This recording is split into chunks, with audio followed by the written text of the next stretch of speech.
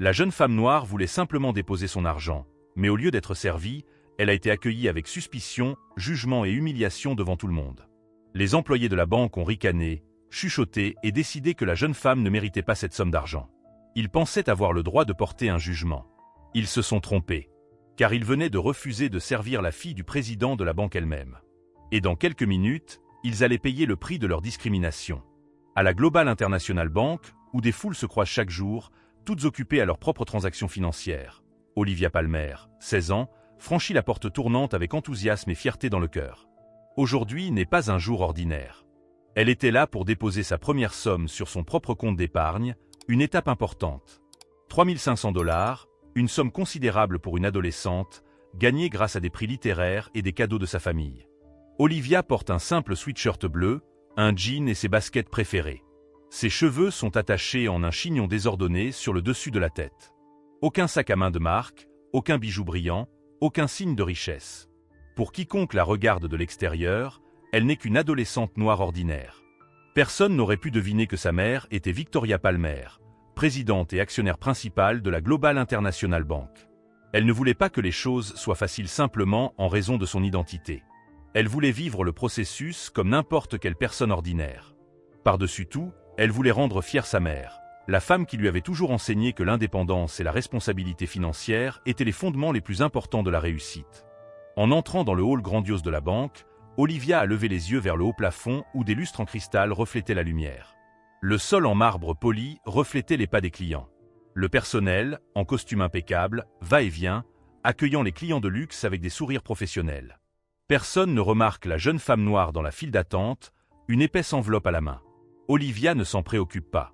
Elle est concentrée sur sa mission, déposer ses économies, premier pas vers l'indépendance financière. Elle sourit en imaginant l'avenir. Un jour, elle utiliserait cet argent pour investir dans une idée de création d'entreprise ou pour faire un voyage d'études à l'étranger. Les possibilités semblaient infinies. Mais Olivia ne se rendait pas compte que cette visite allait tout changer, non seulement pour elle, mais aussi pour toute la banque de sa mère.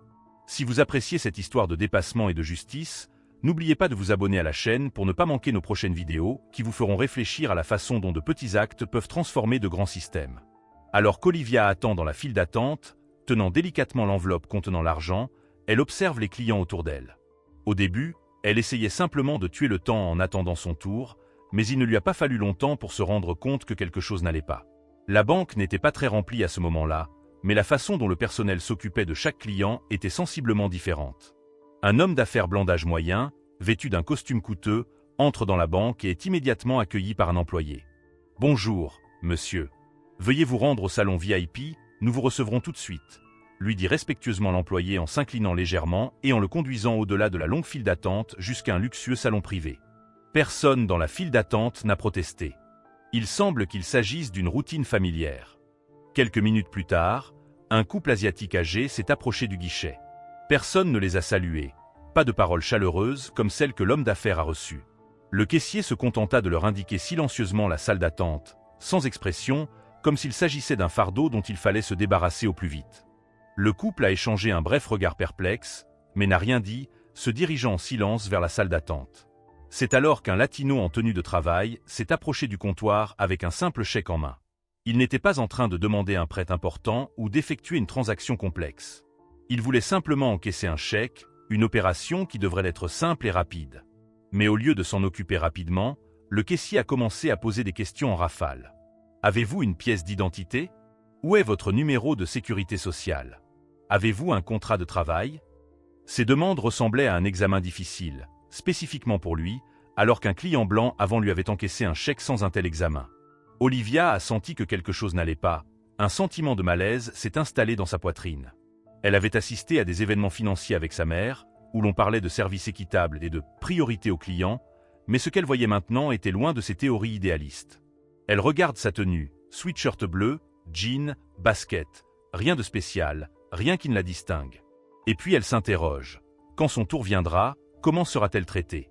Olivia respire profondément et tente de garder son calme en s'approchant du comptoir. Elle a attendu près de 40 minutes, bien plus longtemps que les clients blancs qui sont arrivés après elle et ont été servis en premier. Mais elle ne s'est pas plainte, n'a pas froncé les sourcils et n'a pas montré de frustration. Elle s'est simplement redressée, a souri et a posé l'enveloppe sur le comptoir. « Je voudrais déposer de l'argent sur mon compte d'épargne », dit-elle clairement, les yeux pleins de l'assurance d'une jeune femme qui fait ses premiers pas sur le chemin de la gestion de ses propres finances. Mais au lieu de recevoir un sourire chaleureux, Amanda, la jeune caissière qui servait Olivia, n'a pas souri. Elle a fixé l'enveloppe d'argent, son regard se transformant lentement en froideur et en suspicion. « D'où vient cet argent ?» demande Amanda, d'une voix plate, sans la moindre sympathie. Olivia cligna des yeux un instant. Elle trouve cette question étrange. Pourquoi demander d'où vient l'argent? N'avait-elle pas vu tant de gens venir déposer de l'argent sans être interrogés de la sorte? Elle n'avait jamais vu quelqu'un être scruté de la sorte simplement parce qu'il voulait économiser de l'argent. « C'est un prix de littérature et des cadeaux d'anniversaire », répondit Olivia avec sincérité, toujours souriante, même si elle sentait que quelque chose n'allait pas, un sentiment de malaise grandissant dans sa poitrine. Amanda ne répondit pas immédiatement, mais ses yeux en disaient long. Un bref moment de doute et de lassitude, comme si Olivia avait dit quelque chose de trop difficile à croire. Un adolescent noir pouvait avoir 3500 $ en liquide à déposer? Amanda a regardé Olivia comme si elle mentait. Sans dire un mot de plus, Amanda s'est retournée en silence, jetant un regard vers Daniel, un caissier senior assis à la table voisine. « Daniel, viens voir ça », dit-elle d'un ton monocorde, mais il n'en fallait pas plus pour qu'Olivia réalise qu'elle venait de se retrouver dans une situation complètement différente. Il ne s'agissait pas d'une transaction normale, ni de l'expérience agréable à laquelle elle s'attendait, mais d'un interrogatoire voilé. Daniel lève les yeux de l'écran de l'ordinateur et son regard bleu vif se pose immédiatement sur Olivia. Il avait une trentaine d'années, des cheveux bruns bien taillés et portait une montre brillante qui valait probablement autant que l'argent qu'Olivia voulait déposer. Son expression n'était pas franchement grossière, mais elle était pleine de dédain, comme s'il s'agissait d'une personne persuadée de comprendre le monde mieux que quiconque. Daniel s'approche, jette un coup d'œil à l'enveloppe d'argent posée sur le comptoir et examine rapidement Olivia de la tête aux pieds, comme s'il évaluait chaque petit détail la concernant. Des vêtements simples, des cheveux soigneusement entretenus, un visage d'adolescente mais des yeux intelligents. « Jeune fille, cette somme semble un peu trop élevée pour vous, » dit-il, la voix fendue d'un sens caché. Olivia serra le poing, mais ne laissa pas ses émotions prendre le dessus. Pourquoi demandait-il autant? C'était son compte, son argent. Pourquoi la traiter comme si elle avait fait quelque chose de mal? Je vous l'ai dit, c'est de l'argent pour les prix et les cadeaux d'anniversaire, répéta-t-elle, cette fois d'un ton plus assuré. Daniel laissa échapper un léger rictus, se tourna vers Amanda et échangea un regard plein de compréhension tacite. Personne ne dit rien, mais Olivia sent qu'il suppose qu'elle ment. Où cette petite fille pourrait-elle trouver 3500 $? Peut-être que quelqu'un lui a demandé de les déposer, a murmuré Daniel à voix basse, mais assez fort pour qu'Olivia l'entende. Son cœur se serre dans sa poitrine. Elle s'attendait à vivre une expérience excitante en entrant dans la banque, mais au lieu de cela, elle était jugée, soupçonnée, traitée comme une criminelle, tout cela à cause de la couleur de sa peau. Et ce qui s'est passé ensuite n'a fait qu'empirer les choses. Olivia tente de garder son calme, mais la frustration grandit en elle comme les vagues qui se brisent sur la plage. Elle avait attendu près de 40 minutes, regardant les autres clients se faire servir facilement, rapidement et sans interrogatoire. Mais maintenant, quand son tour est arrivé, elle a été accueillie par des regards suspicieux, interrogée sur l'origine de son propre argent et traitée comme une suspecte. Amanda ne la quittait pas des yeux, son regard étant plus froid que professionnel. Lorsqu'Olivia a expliqué que l'argent provenait de prix et de cadeaux d'anniversaire, la réponse d'Amanda n'a pas été un sourire compatissant ou un signe de tête d'acceptation. Elle fronça les sourcils et jeta un coup d'œil direct à Daniel. Daniel, qui se tenait les bras croisés dans une attitude condescendante, perdit lui aussi son assurance. Il jeta à nouveau un coup d'œil rapide à Olivia, puis se pencha près d'Amanda en murmurant quelque chose. Bien qu'elle s'efforçât de ne rien dire, Olivia entendit clairement chaque mot. Ce doit être de l'argent sale. Regarde-la. Quelqu'un est probablement en train de manipuler les fils derrière elle. Ces mots frappèrent Olivia comme une gifle en plein visage. Elle a ressenti une poussée de colère, non seulement parce qu'il doutait d'elle, mais aussi parce qu'il ne prenait même pas la peine de le cacher. Ces mots n'étaient pas seulement une supposition négligente, mais une insulte ouverte, un préjugé profond et dangereux sur les gens comme elle. Olivia serra les mains, ses ongles s'enfonçant dans ses paumes, mais elle ne se laissa pas aller à une réaction immédiate. Elle ne pouvait pas leur donner une raison de la mettre à la porte. Elle ne pouvait pas les laisser contrôler ses émotions. Prenant une profonde inspiration, elle essaya de garder une voix aussi calme que possible, même si son cœur se déchaînait comme une tempête à l'intérieur d'elle. « Je te l'ai dit, c'est mon argent », répète-t-elle en insistant cette fois sur chaque mot, les yeux fixés sur le visage de Daniel. Mais au lieu d'hésiter ou d'être embarrassé, Daniel avait l'air amusé. Il sourit, comme s'il s'attendait à cette réaction. Il sourit, comme s'il s'attendait à cette réaction. Alors, il n'y a pas de problème si nous vérifions votre compte, n'est-ce pas? Cette fois, sa voix ne dissimulait plus le dédain. Olivia sentit un frisson lui parcourir l'échine. Elle ne pouvait pas croire que les choses étaient allées aussi loin. Il ne voulait pas l'aider, il ne voulait pas traiter la transaction, il voulait trouver une raison de la refuser. Elle avait déjà entendu parler d'histoires de ce genre. Des Noirs qui se voyaient refuser des services dans des banques simplement à cause de préjugés, qui étaient traités comme des personnes suspectes simplement à cause de leur apparence. Mais Olivia n'aurait jamais cru devoir vivre une telle expérience, surtout dans la banque de sa propre mère. Une banque qui se targuait de servir tous les clients de manière équitable, avec un slogan sur la transparence et la responsabilité. Mais aujourd'hui, Olivia ne se sentait pas traitée de manière équitable, transparente ou responsable. Amanda tapait sur le clavier, ses yeux balayant l'écran de l'ordinateur, mais fixant délibérément Olivia d'un regard investigateur. La question a frappé Olivia comme un coup de poignard dans son orgueil. Des documents? Olivia savait que ce n'était pas la procédure habituelle.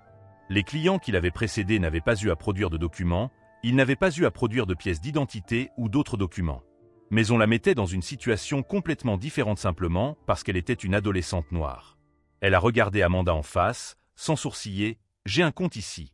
J'ai déjà fourni les informations. » Sa voix ne faiblit pas, mais au lieu de poursuivre la transaction, Amanda regarda rapidement Daniel et hocha légèrement la tête, comme s'il s'était silencieusement mis d'accord sur quelque chose. L'estomac d'Olivia se serra. Qu'est-ce qu'ils sont en train de faire? Elle savait qu'ils cherchaient à gagner du temps, à lui rendre les choses difficiles, à la faire se sentir indésirable. Daniel sourit, se tournant vers Amanda, sa voix dégoulinant d'autosatisfaction. « Nous devons vérifier son compte. Nous pourrions avoir affaire à un cas de blanchiment d'argent. » Cette fois, il ne chuchote pas, il le dit assez fort pour que tout le monde l'entende. Olivia a soudain senti les regards des autres clients se poser sur elle. Certains la regardaient avec curiosité, d'autres avec hésitation, tandis qu'une femme d'âge mûr la fixait d'un regard plein de doute. Olivia a l'impression d'être clouée sur place, scrutée comme si elle avait fait quelque chose de mal. Mais elle sait que ce n'est pas le cas. Le problème ne venait pas d'elle. Le problème, c'était eux. Et elle n'allait pas les laisser lui faire peur. L'atmosphère dans la banque devint tendue, comme si un brouillard invisible s'était installé dans tout l'espace. Les clients autour d'eux marquèrent un temps d'arrêt, certains s'éloignant délibérément, faisant semblant de ne pas remarquer ce qui se passait. Mais il y avait aussi quelques regards inquiets, comme s'ils sentaient eux aussi que quelque chose n'allait pas dans la façon dont la jeune fille était traitée. Amanda et Daniel, qui avaient jusqu'à présent essayé de garder le contrôle de la situation, échangèrent un regard et firent signe à un autre employé. En l'espace de quelques secondes, une femme à l'air autoritaire est apparue du bureau de la direction et s'est lentement dirigée vers le comptoir. Elle n'est pas pressée et n'a pas l'air de s'occuper d'un client qui a besoin d'aide. Au contraire, ses pas délibérément l'en semblaient déterminés, comme si elle était un juge entrant dans la salle d'audience pour prononcer une sentence à l'encontre d'un criminel déjà jugé avant même que le procès n'ait commencé. Helena Parker, directrice d'agence de la Global International Bank. C'est une femme d'une quarantaine d'années, aux cheveux blonds bien coiffés et à la tenue vestimentaire impeccable. Chaque pas qu'elle faisait rayonnait d'assurance, le genre d'assurance que l'on acquiert lorsqu'on n'a jamais eu à s'humilier devant qui que ce soit. Elle travaillait dans cette banque depuis plus de 15 ans, ayant accédé au poste de directrice grâce à des chiffres impressionnants dans les rapports et à sa capacité à maintenir l'ordre dans sa succursale. Mais l'ordre qu'elle maintenait n'était pas pour tous les clients. Elle entendit Amanda et Daniel résumer rapidement la situation, mais au lieu de vérifier le système pour confirmer le compte ou de suivre le protocole approprié en posant des questions à Olivia, Helena prit immédiatement plusieurs secondes pour évaluer la jeune fille de la tête aux pieds. Ce regard n'était pas de la curiosité ou une simple évaluation. C'était un jugement, un verdict, une catégorisation. Et dans l'esprit d'Helena, Olivia était immédiatement étiquetée. Une adolescente noire entrant dans la banque avec plus d'argent que ce qu'elle pensait qu'une fille comme elle devrait avoir. Elle inclina légèrement la tête, offrant un faible sourire.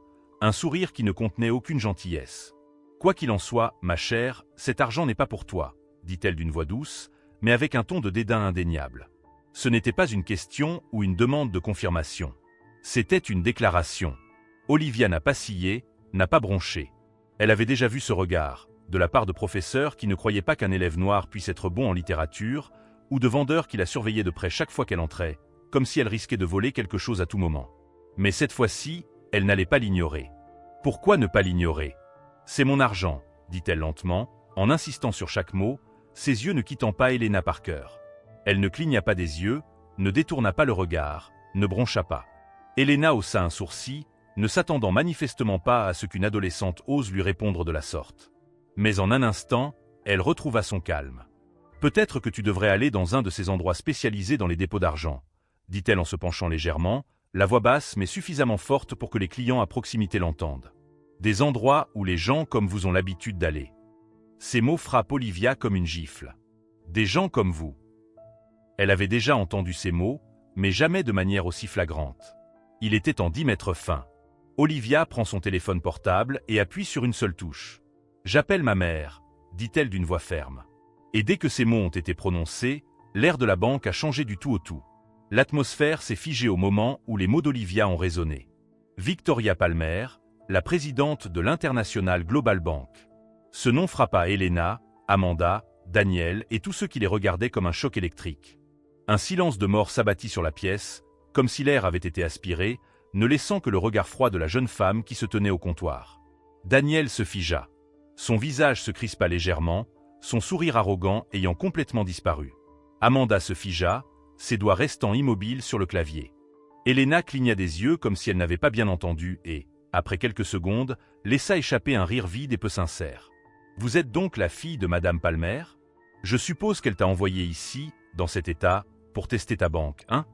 Elle croisa les bras, regardant Olivia comme si elle n'arrivait toujours pas à y croire. « Si vous êtes vraiment sa fille, prouvez-le. Appelle-la maintenant. Voyons si elle répond au téléphone. » Olivia décroche calmement le téléphone, compose le numéro et le porte à son oreille. Sans hésiter. Le téléphone sonna 3 fois, puis s'arrêta. « Olivia, où es-tu » C'était la voix de Victoria Palmer. Elena se raidit, sa main s'agrippant si forte au comptoir que ses jointures blanchirent.